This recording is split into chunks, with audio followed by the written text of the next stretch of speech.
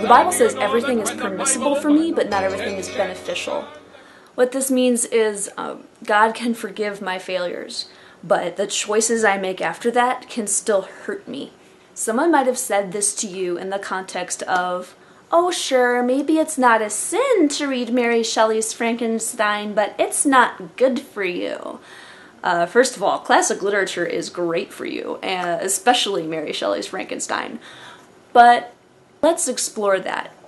The person making that argument, like I've also heard people argue that liking snakes is a sin because of Genesis. The person making that argument doesn't really care about logic, doesn't really care about reason, doesn't really view scripture as something that can be interpreted in a scholarly way, more something that can be interpreted in a way that confirms what they already believe and makes them feel good about themselves. So it's probably not really worth arguing with that person. Just like, fine, whatever you say.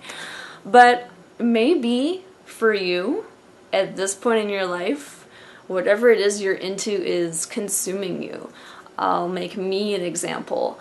I love Batman, and when I was a teenager, Batman consumed me. And I felt really convicted in my heart that this was becoming an idol. Eventually, like I even got adrenaline rushes when a new episode came on Saturday morning. And then when they started playing it early on weekdays, I would get up early, even though I was a night person, so that I could record every single episode, just in case they played an episode I didn't already have on my many, many VHS tapes. And it started to convict me a little bit when I think about the first commandment, that we're not supposed to serve or love anything above God. I was eating, sleeping, and breathing Batman 24/7, and I started to feel like maybe I should rein it in a little bit. I started saying no Batman on Sundays. So I didn't watch Batman, I didn't write Batman fan fiction, I tried to just take a break from Batman in general. Which of course was hard because I was still thinking about Batman. Clearly this was a fairly unhealthy obsession. So, is there anything wrong with Batman? I think Batman's fantastic still. I think any comic book character helps you maybe identify what you're feeling, come to grips with actual reality by exploring it in a fantasy context. I think comic books have had a really good impact on the world in general. However, for me, especially at that time in my life, Batman had the real power to lead me into sin. Another example, a few years ago for Lent, I gave up Tumblr.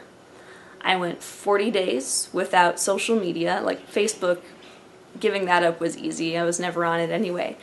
But I was on no social media for 40 days. And at first, I thought about it many times every day, and I wanted to get online.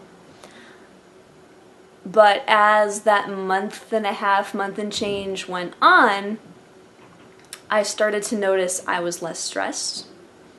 I started to think about the way my conduct online might have reflected on my beliefs or on my relationships.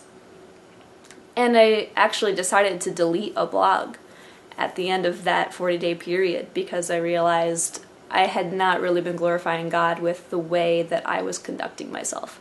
I never would have realized that if I hadn't first taken a break from it. So maybe a completely irrational person has told you that the thing you love is bad for you, but maybe also the thing you love has consumed you in a way that it shouldn't. The easy way to tell a difference is to take a fast from it, take a break from it, and go 40 days without it, and see how tempted you are to break that fast. See if there are any changes. If you're clawing at the walls, you might really have a problem.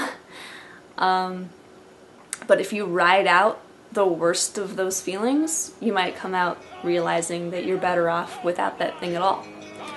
And if it's mainly just kind of annoying that you can't have your hobby, you feel free to take it back up at the end of Lent, or at the end of your fast. Ecclesiastical religion, political darkness.